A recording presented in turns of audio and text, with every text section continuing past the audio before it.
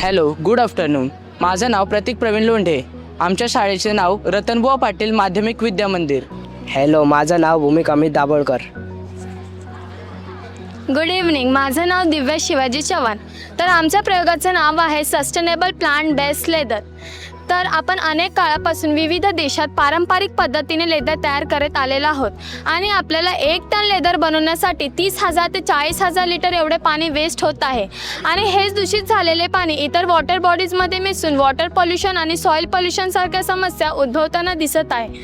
आमच्या प्रयोगाचं उद्दिष्टामधील पहिलं उद्दिष्ट म्हणजे जे काही प्लांट किंवा फ्रूटचे वेस्ट मटेरियल आहे त्याला रिसायकल करून आणि रियूज करणं आणि दुसरं उद्दिष्ट म्हणजेच प्राण्यांची जीवितहानी टाळणं तसेच वॉटर पॉल्युशन आणि सॉईल पॉल्युशन देखील थांबवणं.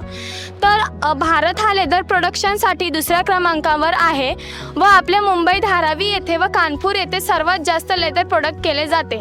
संपूर्ण जगभरात 100 करोडपेक्षा प्राणी मारले जातात just to make a leather. 2024-25 साली लेदर बनवण्यासाठी 3.29 बिलियन्स प्राणी मारले गेले.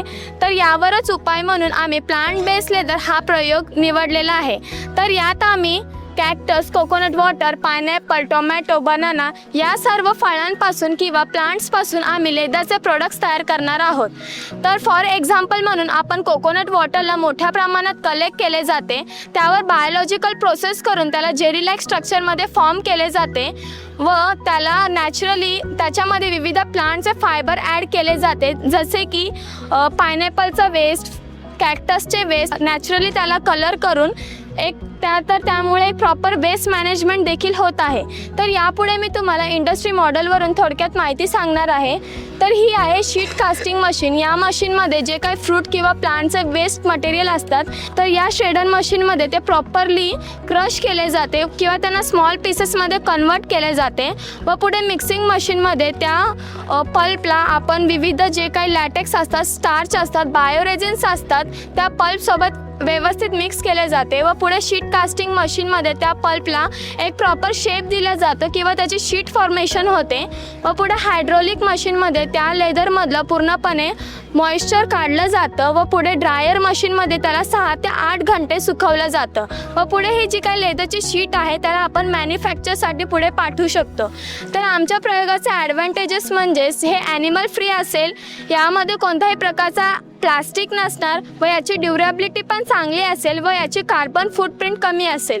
जर आपण प्लांट बेस्ड लेदरची फॅक्टरीचे स्टार्टअप आपल्याला सुरू करायचं असेल तर त्याची मॅक्झिमम इन्व्हेस्टमेंट आपल्याला 20 लाख ते 10 लाखपर्यंतची करावी लागेल, जे ॲनिमल लेदरच्या फॅक्टरीपेक्षा जास्त प्रॉफिटेबल आहे. तर यातूनच आम्ही काही सस्टेनेबल डेव्हलपमेंटचे गोल अचीव केलेले आहेत.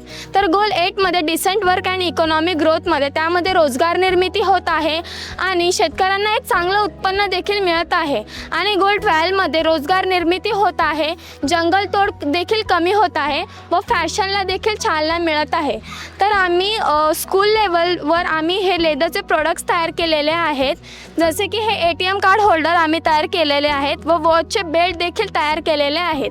तर आमचं प्रयोगाचं हेच उद्दिष्ट आहे की प्राण्यांची हत्या व्हावी नाही व पर्यावरणाचं कोणत्याही प्रकारचं नुकसान व्हावा नाही. तर शेवटी एवढंच म्हणेल, save animals and save environment and move towards the sustainable India. खूप छान वाटलं की इथे अनंतम रेजन्सीने सर्व टीमने आम्हाला चांगल्या प्रकारे इथे सपोर्ट केलेला आहे. Thank you so much.